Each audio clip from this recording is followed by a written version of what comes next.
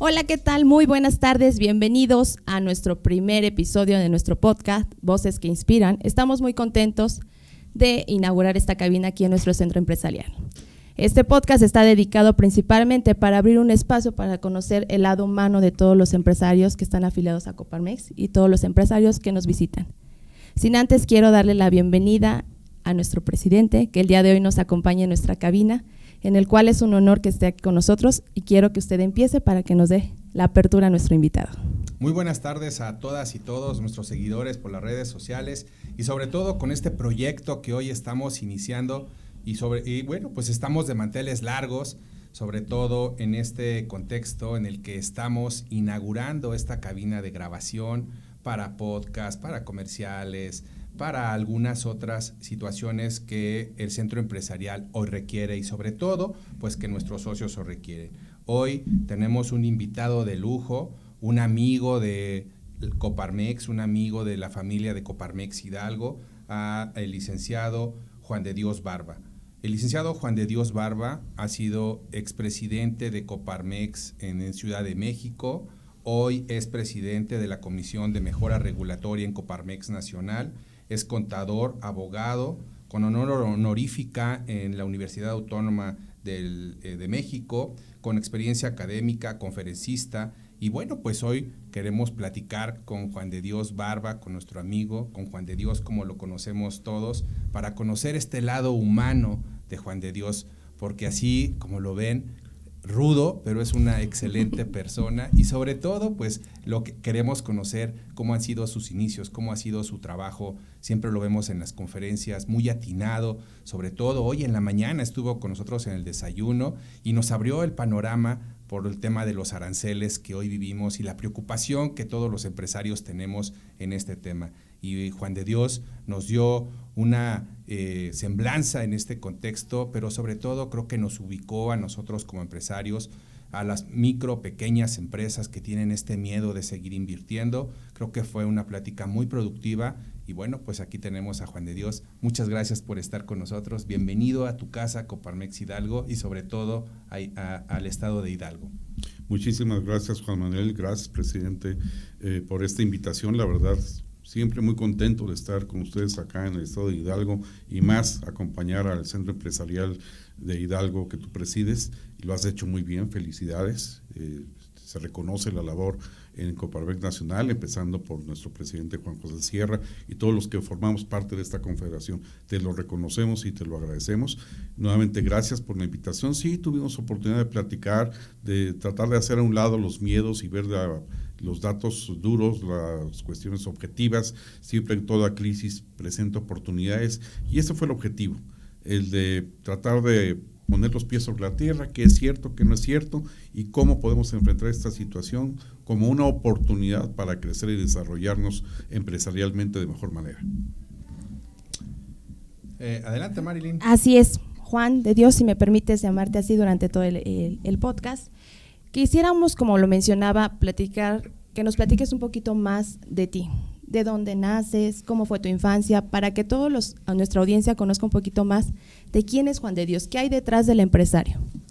Bueno, pues mira, yo nací en la Ciudad de México en octubre de 1965, pues como en una familia normal, como hay muchas, sin apellidos de alcurnia, sin grandes herencias, sino como muchas familias trabajadoras de este país que todos los días salimos a buscar el sustento. Yo estudié en la universidad, primero la licenciatura en contaduría, posteriormente pues llevé varios cursos de actualización, trabajé en alguna empresa privada, posteriormente fui jefe administrativo en Cruz Roja Mexicana, encargado del Programa Nacional de Donación Altruista de Sangre, cuando era el problema de la epidemia del SIDA. Junto con el gobierno instaló centros de donación altruista de sangre en las ciudades capitales de los estados y le encargó a Cruz Roja, y Cruz Roja me lo encargó a mí, la instalación de centros de sangre desde el punto de vista administrativo en las ciudades principales no capitales del país. Instalamos 18 centros de sangre, porque no sé si sepan que antes la sangre se compraba y se vendía. Sí. Y la calidad de esa sangre era pues verdaderamente deplorable. Habría teporochitos, había enfermos que vendían su sangre por 10, por 15 pesos, y lo que es peor, a veces les ponían una bolsa de suero y le quitaban la aguja y le ponían la misma aguja con el otro medio litro que quedaba de suero a otro donante, ¿sí? Entonces nos tocó desde aquel entonces ver una estructura dual en donde había una estructura de voluntarios en Cruz Roja Mexicana y había un staff operativo. Entonces, después de haber trabajado en Cruz Roja Mexicana, pues puse el despacho. En 1989 empezamos a ofrecer servicios contables, servicios fiscales, empezamos a crecer y de repente pues nos llega la crisis de 1995. Una de las peores crisis financieras que hemos tenido en México, con el famoso error de diciembre, y en ese momento, pues como un prestador de servicios a las empresas, eres el contador, eres la persona de confianza, y entonces te dicen, ¿sabes qué? No tengo para pagarte, o le pago al proveedor, y si no, no me trae materia prima, o le pago los impuestos, si no, se me viene el fisco encima, y tú aguántame. Y pues prácticamente en ese año de crisis, el 80% de los clientes dejaron de pagar. Y logramos pues mantener el despacho dando 52 conferencias en Nacional Financiera sobre temas justamente de capacitación a pequeños y medianos empresarios. Era un programa que estableció Nacional Financiera para capacitación y lograr que salieran adelante de la crisis. Y pues más adelante decía, hice los créditos de la carrera de licenciado en Derecho para tener la cédula y dar un servicio más integral a nuestros clientes. Pero fue justo la crisis de 1995 la que me enseñó que teníamos que diversificar. Como decían los abuelos, no tener todos los huevos en la misma canasta. Y entonces empezamos a invertir en otros negocios, a desarrollar proyectos de comercialización, desde pues limas de uñas que usan las mujeres, producirlas, empacarlas, venderlas, hasta negocios inmobiliarios en donde comprábamos una propiedad, la pelábamos, le quitábamos todas las instalaciones viejas, le reconstruíamos las instalaciones hidrosanitarias y eléctricas, hacíamos la constitución del régimen de condominio y lo vendíamos.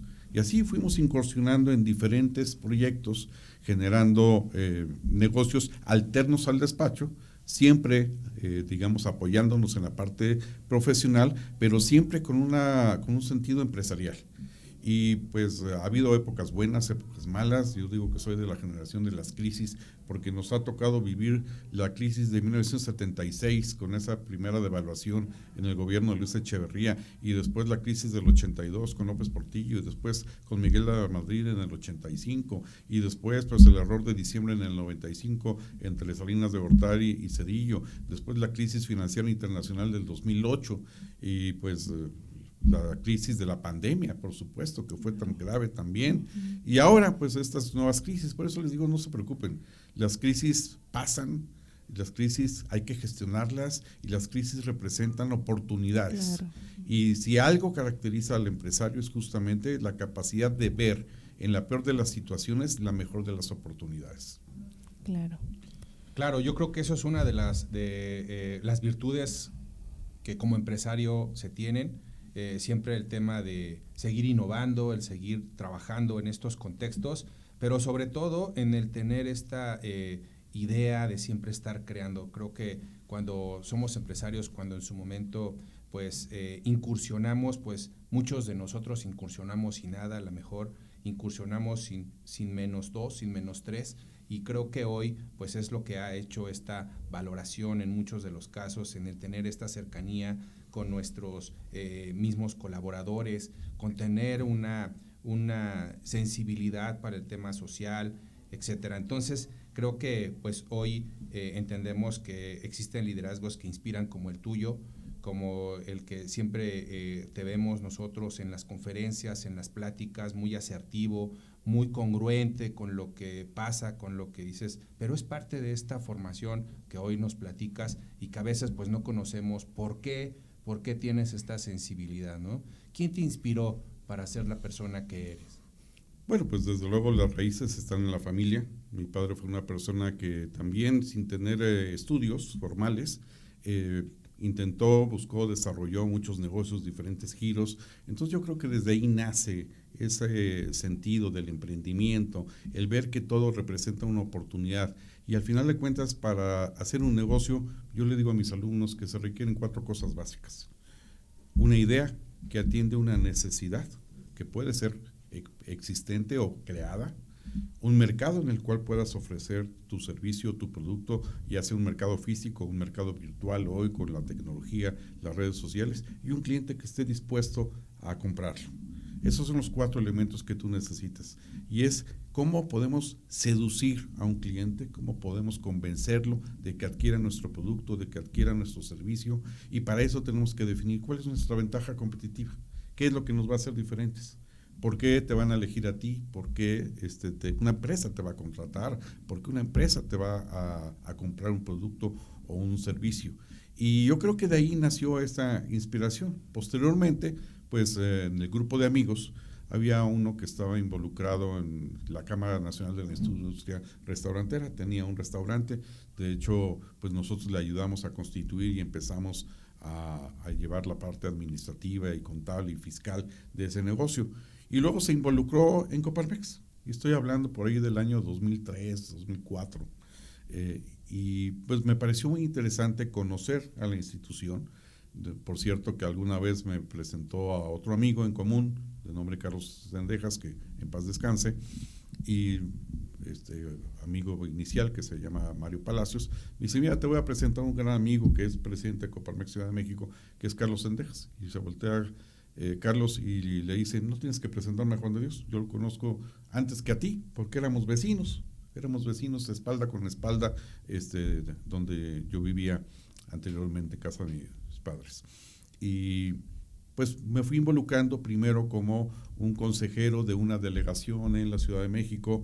Luego el presidente de esa delegación pasó a ser presidente del Centro Empresarial Ciudad de México.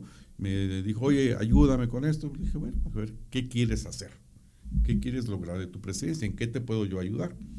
Y me dice: pues quiero que tengamos más comunicación con el gobierno, que tengamos cooperación, que tengamos vínculo. Y le dije: muy bien, pues vamos a hacer una comisión que se llame de enlace político y legislativo. Oye, pero es que a veces a los empresarios acá no les gusta hablar de política. Dije: a ver, hasta donde entiendo, Coparmex es un sindicato patronal. Y si es un sindicato, hace política. Hace política. No partidista, pero hace política en defensa de los intereses legítimos del sector empresarial. Déjame plantear esta idea en el Consejo y vamos a ver qué se decide. Y en el Consejo se aprobó la creación de esta comisión, en donde empezamos a tener mayor vínculo, comunicación y diálogo con las autoridades, en este caso de la Ciudad de México, con el Poder Legislativo y también, ¿por qué no?, con el Poder Judicial, en el Tribunal Superior de Justicia.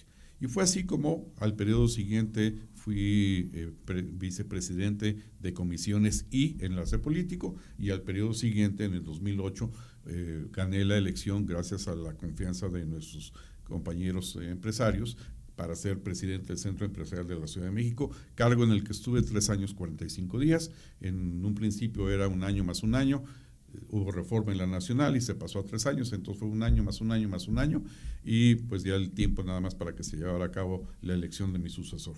Y fue una experiencia pues extraordinaria. Decía yo, te comentaba en la mañana que a veces llega uno con la idea de que voy a hacer y voy a aportar, y cuando ves una institución como Coparmex, resulta que te llevas más conocimiento, relaciones, experiencia, tablas si tú quieres, y es una institución sui generis que te permite ser y trascender, profundamente democrática, porque conforman a la Confederación grandes, medianas y pequeñas empresas, pero adentro de la Confederación el voto de uno o el voto de otro vale exactamente lo mismo. Y eso es lo que me encanta, que es profundamente democrático. A nivel nacional, en la Confederación, tú lo sabes, pues hay centros empresariales de poblaciones más chicas y hay centros empresariales Coparmex de poblaciones o ciudades más grandes. Y el voto de cada una vale lo mismo. Claro. Y esto le da un enorme sentido democrático. Y también otra cosa que pues me gustó mucho, es que no era defender una sola causa, no era defender un solo tema, una sola actividad, sino que es ver temas trascendentes que inciden podemos incidir en la política pública, podemos incidir en las condiciones para el desarrollo económico de nuestro país, y por eso nos metemos en temas de seguridad, de educación, Estado de Derecho, competitividad, desde luego la parte laboral, la parte fiscal, todo lo que involucra a las empresas. Y me gustó, me nutre.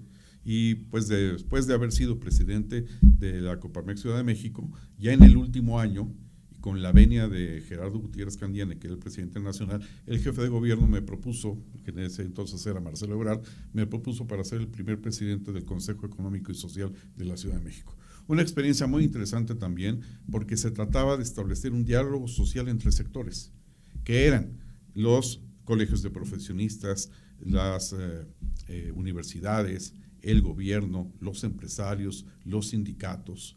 Y entonces era un diálogo social y era una institución creada por ley.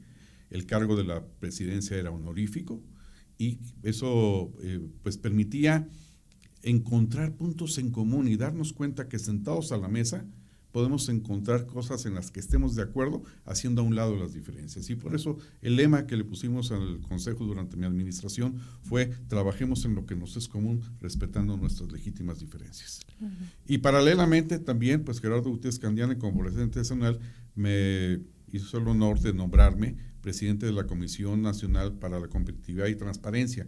En ese entonces estaba unido el tema de transparencia con competitividad, y trabajamos durante 7 años para lograr una reforma constitucional y la promulgación de la Ley General de Mejora Regulatoria. Ese, digamos, que fue el gran logro de ese periodo, en lo cual tuvimos que cabildear, tuvimos que negociar, tuvimos que convencer de que era necesario en nuestro país una mejora regulatoria, crear un sistema, y pues con el apoyo de aliados como Mario Emilio Gutiérrez, que era titular de la COFEMER, como Jorge Dávila, que era diputado presidente de la Comisión de Economía, pues se logró sacar este proyecto.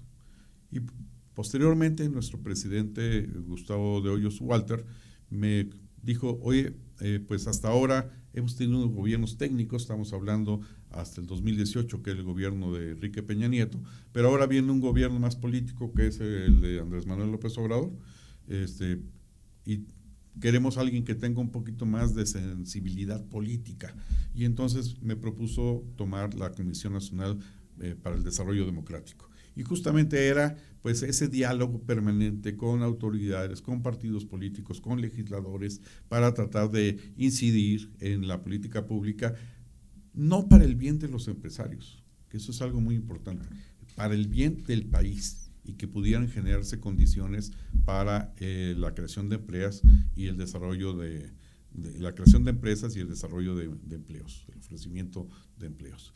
Y pues nuevamente al terminar ese periodo, que ahora ya estatutalmente son de 4 años, nuestro expresidente José Medina Mora me invita a retomar la Comisión de Competitividad y Mejora Regulatoria, y nuestro presidente nacional actual, Juan José Sierra, me hizo el honor de ratificarme. Así que estamos en este esfuerzo. Creo que es una institución, insisto, que permite trascender, donde más que amigos, más que socios, somos una familia, como bien lo definiste hace rato, donde el ser parte de la Coparmex y el que tengas una necesidad profesional, comercial, empresarial en otra ciudad, y tú te identifiques con la comunidad Coparmex de otra ciudad, ya te da, digamos, te abre la puerta y te facilita las cosas. Entonces, a esta institución le debo mucho, le he aprendido mucho, y por supuesto que le he dedicado varios años de mi vida en la parte del voluntariado, pero creo que vale la pena, vale la pena. Y paralelamente, pues hemos mantenido la parte de los negocios con sus vaivenes, como cualquier empresa, y la parte de los servicios profesionales en materia financiera, fiscal y legal. Eso es lo que hemos hecho. Claro, así es, Juan de Dios. Y bueno, hace rato platicabas que viviste como la época de crisis, ¿no? De más crisis durante tu vida.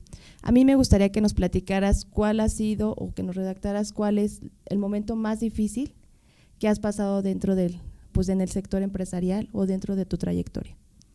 Bueno, yo creo que son dos, hablando de momentos de crisis. Una referida precisamente a la crisis de 1995, donde los clientes dejan de pagar porque no tienen recurso para pagar, donde estás viendo una grave problemática, pero que dejó esta enseñanza de diversificar actividades, y entonces cuando no es una cosa es otra, lo que te puede dar algún ingreso para sostener a tu familia y sostener tus negocios.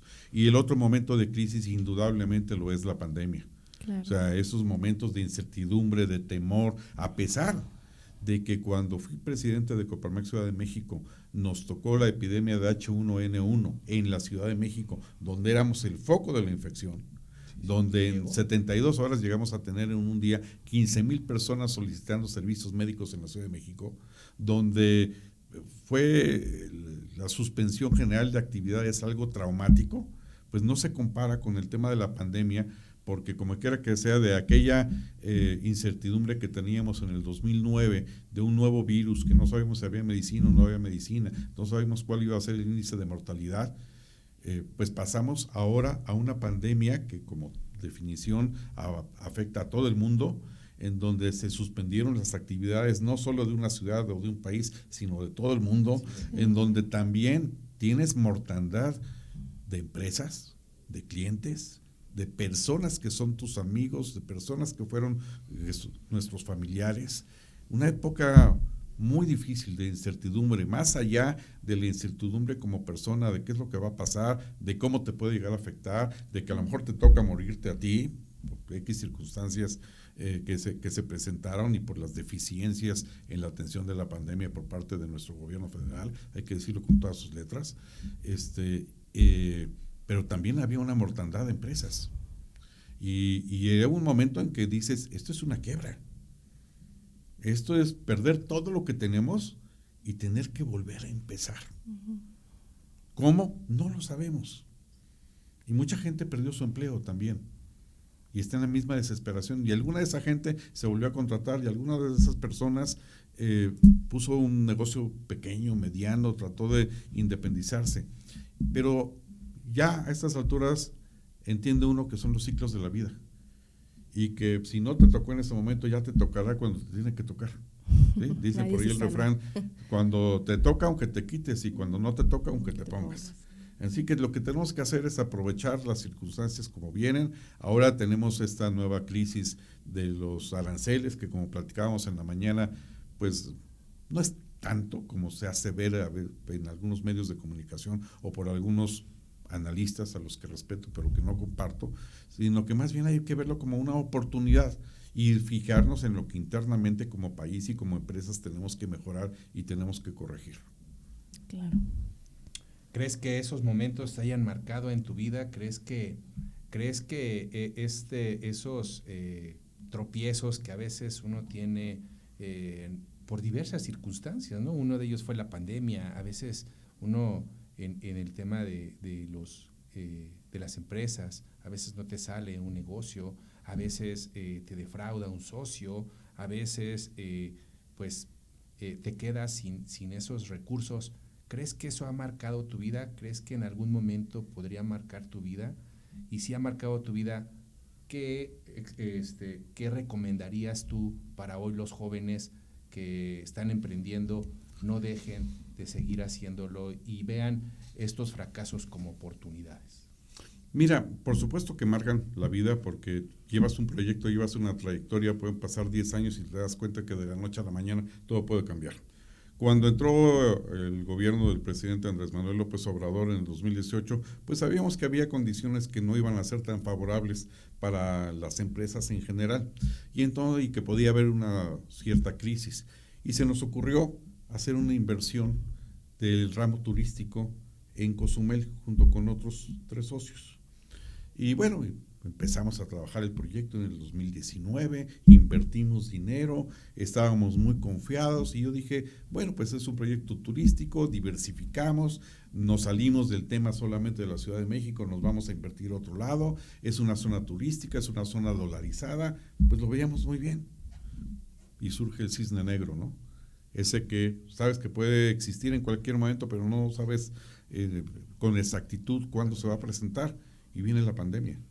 Y esta inversión que hicimos enorme en el sector turístico, que estaba basado en que llegaran cruceros a la isla de Cozumel y que llegaban 40 cruceros a la semana, bajó a cero. Perdimos todo. Toda la inversión que hicimos ahí la perdimos.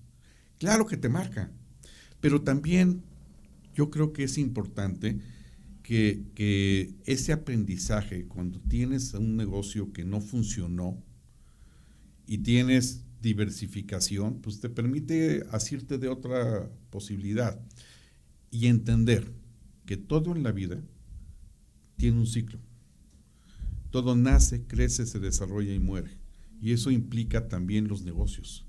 Y hoy puedes iniciar un negocio, te puede funcionar, puede durar un mes, 5 años, 20 años o 100 años. No sabemos cuánto va a durar, pero Juan Manuel, lo único que sí sabemos, al igual que la vida, al igual que las relaciones personales, al igual que cualquier otra actividad humana, algún día va a terminar. Y lo que nos genera sufrimiento es el apego. El apego a las cosas, el apego al dinero o el apego a las personas. Es como alguien que tiene una decepción amorosa y se quiere cortar las venas. Yo digo, no. ¿Tuviste una decepción amorosa? Pues todos lo hemos llegado a tener alguna vez en la vida. ¿Qué crees? Te da la oportunidad de reiniciar un nuevo ciclo. En los negocios es exactamente lo mismo. Tú sabes que un negocio termina, muy bien. ¿Qué dijimos que hace falta para los negocios? Una idea que atiende una necesidad, que hay un mercado y un cliente. Pues búscate otra idea que atienda otra necesidad, que existe el mercado y búscate otro cliente. Claro. ¿Sí? Entonces, hay un amigo que durante muchos años tuvo un negocio de banquetes. Durante 20 años se levantó a las 5 de la mañana todos los días para funcionar ese negocio de banquetes. Y un día llegó una persona y le dijo, oye, te lo compro, y él le dijo, te lo vendo. Y estaba muy contento. En la semana siguiente le decían los demás, oye, ¿por qué? Pues es un negocio de 20 años, ¿y cómo que lo dejaste ir así? No, pues no lo dejé ir, lo vendí. ¿Pero por qué estás tan contento? Porque ya estoy pensando qué cosa nueva voy a hacer. Claro. Te permite cerrar un ciclo, te permite iniciar otro. A veces lo cierras voluntariamente y a veces te lo cierran en las narices. Y pues tienes 2 alternativas nada más. Sufres por lo que se perdió o das un día de descanso y al segundo día te levantas con una nueva idea, con un nuevo proyecto, con un nuevo esfuerzo. Claro. Esa es una muy buena reflexión para hoy, los chicos que están emprendiendo y sobre todo pues para que no se decepcionen en estos primeros pasos que da uno en las empresas, y siempre como emprendedor siempre tienes esa función, ¿no? Yo siempre les comento que eres híbrido. En cualquier momento caes al agua, pero otra vez vuelves a reinventarte. Y eso es lo que el empresario regularmente tiene. Y sobre todo nosotros como mexicanos creo que eso nos ha dado pauta a seguir activos en este momento. Adelante. Sí, es la resiliencia, es el poder recuperarte, el tener esa capacidad de reinventarte todos los días. Y justo es muy bueno que los muchachos lo escuchen, que no tengan temor al fracaso. No fracasa el que se equivoca, no fracasa el que no le funcionó un negocio, fracasa el que no tiene la motivación o la fuerza para levantarse e intentarlo nuevamente. Claro. Ese es el verdadero fracaso, el que digas, bueno, fracasé, ya no lo intenté, ya no lo quiero hacer. No, inténtalo 10 veces, inténtalo de forma distinta, inténtalo con personas distintas, inténtalo con ideas distintas, y una de ellas te va a funcionar. Y justamente el ser empresario pues tiene que ver mucho con ser soñador, con estar vislumbrando hacia adelante proyectos que se pueden dar y que con el tiempo, con la edad, con los estudios, con la preparación, con la experiencia, tienes un poquito más de idea de qué sí puede funcionar y qué no puede funcionar, y aún así te llegas a equivocar. Entonces hay que tomarlo como lo que es un ciclo normal de aprendizaje, y ese aprendizaje te va a permitir que la siguiente vez trates de hacer las cosas de mejor manera. Claro, eso sí, creo que es algo que personalmente pues a estas palabras nos llegan, pero yo creo que también a toda la audiencia, pues estos consejos que nos da nos marcan, ¿no? Porque todos creemos que en algún momento cuando nos dicen no, o cuando no sé, hay un puesto que no es para ti, piensas que ya la que está mal eres tú. Y realmente, como lo menciona, a lo mejor no es el contexto, no son las personas, a lo mejor sí uno también tiene que mejorar, no podemos quedar como en esa zona de que pues yo lo estoy haciendo todo bien y no hay un progreso, ¿no? Pero bueno, Juan Manuel, ahora me gustaría que nos platiques un poquito qué es lo que le apasiona. Juan de Dios, perdón, ¿qué es lo que le apasiona a Juan de Dios? ¿Qué es lo que me apasiona? Híjole, pues yo creo que hay varias cosas. A mí lo que me apasiona es el trabajo, me gusta mi trabajo, me gusta sentirme productivo, sentirme útil, sentir que tengo la capacidad profesional de ayudar a las personas a solucionar sus problemas y obviamente es un medio de sustento.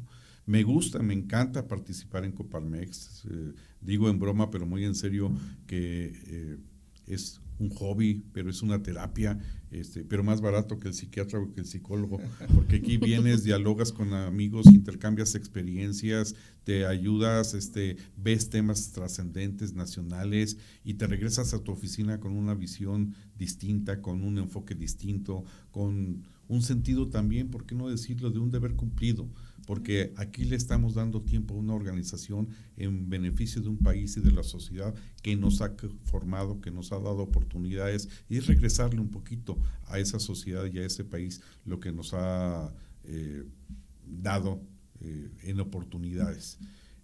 Me apasiona, por supuesto, pues lo que pueda compartir con la familia. A veces les quitamos tiempo a la familia, a veces deberíamos de darles más tiempo, pero sacrificas unas por otras. Y yo no he escuchado una sola persona que tenga éxito de los grandes empresarios y de los grandes ídolos en el sector que no diga, he tenido que sacrificar temas de la familia. Claro, porque, ¿y qué hubieras cambiado? No, pues a lo mejor le hubieras dado más tiempo a la familia. Pues si le hubieras dado más tiempo a la familia, no hubieras hecho tanto sacrificio y no tendrías la posición que hoy tienes. Eso está claro también. Todo implica sacrificios. Estamos constantemente en la búsqueda de los equilibrios. Pues a estas alturas de la vida, que tengo 59 años, ¿qué es lo que me apasiona? Tratar de disfrutar la vida, no tener tantos problemas, no provocar problemas y tratar de disfrutar de la mejor manera, siendo útil, siendo productivo, colaborando, dando clases, enseñando a las nuevas generaciones, pero también aprendiendo de ellos. Los cambios culturales, su nueva ideología, las nuevas técnicas que utilizan, es un intercambio de conocimiento. Y pues esta relación intergeneracional ayuda a que también puedas dar mejor soluciones a los clientes y entenderlos de mejor manera. Entonces, ¿qué es lo que me apasiona? En resumen, te diría, la vida. Hay que vivir la vida y disfrutarla. Claro. Sí, claro, es muy importante. Y regresándonos hace rato a lo que nos comentabas de los sueños, es verdad, a veces los sueños para uno como empresario no son los que vemos cuando dormimos, sino los que no nos dejan dormir en muchas ocasiones. Yo creo que esos son realmente los sueños como empresarios, ¿no? Los que estamos pensando y pensando cómo vamos a hacer y ahora qué vamos qué le voy a poner de nuevo a esto y cómo voy a sacar un nuevo producto. Entonces, efectivamente, los sueños son los que no nos dejan dormir. Y bueno, creo que estamos pasando a la parte final de esta sesión y por aquí tiene una dinámica, Marilyn. Así es, bueno, pues antes de despedirnos, para cerrar con broche de oro y quitar toda esta atención, que la verdad fue una plática muy amena. Voy a hacerles algunas preguntas, son respuestas rápidas. Lo primero que se le venga a la mente es lo que quisiera que nos contestara. ¿Café o té? ¿Estás segura? ¿Café o té? Café. ¿Un libro que nos recomiendes? La meta, de Eliyahu Goldratt. Es una novela de negocios que tiene una enseñanza sobre el concepto de cuello de botella y cómo todo en la vida lo tienes que ir resolviendo, eliminando los cuellos de botella que se te van presentando. ¿Un mentor o figura que admire? Los liderazgos de Coparmex, porque creo que la Coparmex ha tenido al presidente adecuado para el momento adecuado y hemos tenido grandes presidentes nacionales. ¿Y un hábito que considere que día a día podamos aplicar todos? El estudio, indudablemente. No dejamos de prepararnos nunca. La lectura, el estar al día, el consultar las noticias, los periódicos y el buscar información equilibrada. ¿Un pastel o una torta? Una torta. No lo convencemos con los pastes. Desde hace rato estamos diciendo con los pastes, pero no lo logramos convencer. Pues muchas gracias, Juan de Dios, por esta tarde, por esta mañana que te robamos. Para nosotros fue muy enriquecedor tenerte con nosotros, conocer este lado humano, conocerte más de cerca y pues sobre todo que podamos disfrutar de tu presencia y sobre todo de tus conocimientos. Muchas gracias a todos nuestros seguidores en nuestras redes sociales, pues les pedimos que nos sigan en este nuevo episodio que estamos realizando, en este nuevo programa que tenemos y bueno, pues con esto arrancamos. Muchas gracias, Marilyn. Muchas gracias. Por esta idea en el que participamos juntos y bueno, pues que hoy la podemos llevar a cabo. Proyectar, que se ve. Muchísimas gracias, gracias Juan de Dios, gracias Presi por acompañarme en este primer episodio e inaugurarlo de la mejor manera. Muchas gracias a toda nuestra audiencia, les recordamos que cada 15 días vamos a estar sacando un episodio en el cual Voces que Inspiran viene con todo. Mi nombre es Marilyn Escalante, gracias Juan de Dios. Muchas gracias a ustedes. Muchas gracias. Felicidades.